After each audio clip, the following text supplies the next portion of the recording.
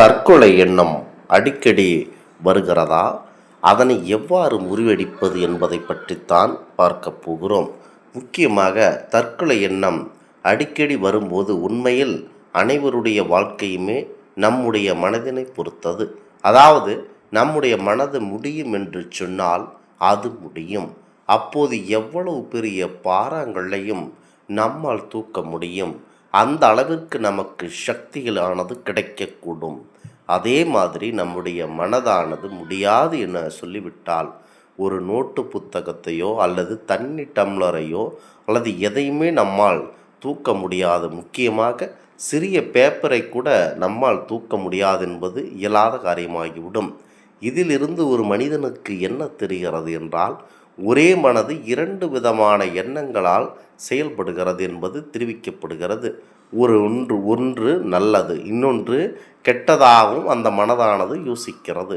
நாம் பிறக்கும்போது பணக்காரனாகவும் எல்லா விஷயங்களிலும் வெற்றி பெறும் மனிதனாக யாரும் பிறப்பதில்லை. எப்படி பிறக்கிறோமோ அப்படியே இறந்து விடுகிறோம்.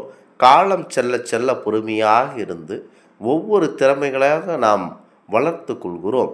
அதுபோல தவறான எண்ணம் ஏற்பட்டால் மிகுந்த பொறுமையுடன் உங்களுக்கு எந்த இறைவன் பிடிக்கிறாரோ அவர் முன் அமர்ந்து 10 நிமிடங்கள் தியானம் செய்யுங்கள்.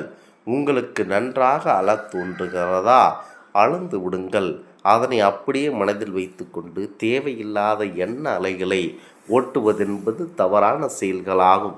முக்கியமாக இந்த உலகத்தில் எதுவுமே நம்மால் நடைபெறுவது கிடையாது. முக்கியமாக இறைவன் உங்களுடைய ஜாதக அமைப்பில் அந்த ராசி கட்டம் 12 கட்டத்தில் உங்களுடைய வாழ்க்கையை அடக்கி விடுகிறார்.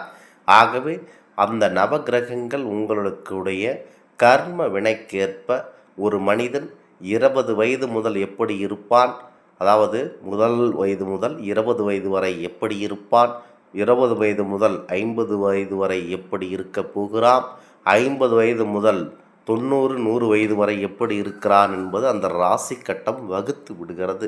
ஆகவே இது எல்லாம் உங்கள் கையில் இல்லை. நாம் பிறக்கும் போதே பிரம்மாவானவர் நம்முடைய தலையெழுத்தை இவன் இப்படித்தான் இருக்கப் போகிறான், இப்படித்தான் வாழப்போகிறான் என்பதை எழுதி விடுகிறார். ஆகவேனால் நீங்கள் ஒரு நாடகமாக நினைத்து கொண்டு இந்த உலகத்தில் நீங்கள் நடிக்கிறீர்கள் என்பதை உணர்ந்து கொண்டு நீங்கள் உங்கள் காலத்திற்கேற்ப உங்கள் குடும்பத்திற்கேற்ப வாழத் தொடங்குங்கள்.